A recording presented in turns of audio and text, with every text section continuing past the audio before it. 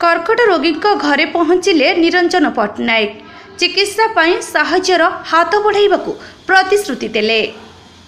भद्रक जिला बंत ब्लॉक गणिजांग पंचायत काशीपुर स्वर्गत विनोद जेना पत्नी रंभामणि जेना आज को प्राय 1 वर्ष हेब मुख कर्कट रोगरे पीड़ित होइछंती।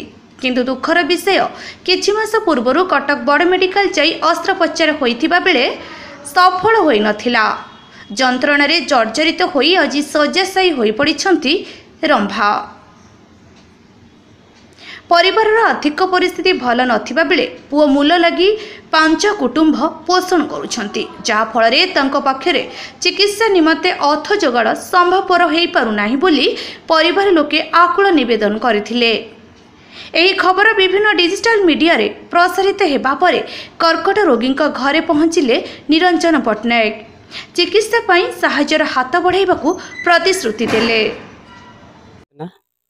माँगर कैंसर होता किछि दिन पूर्व आम गणमास साहाय्य करने अनुरोध करूँ। आज आसी निरंजन पट्टनायक आम घर आसी माँ को देखा कर कहले जे मेडिकल नहीं चलु जहाँ खर्च हम मुझे वहन करमी अशेष धन्यवाद दूचे।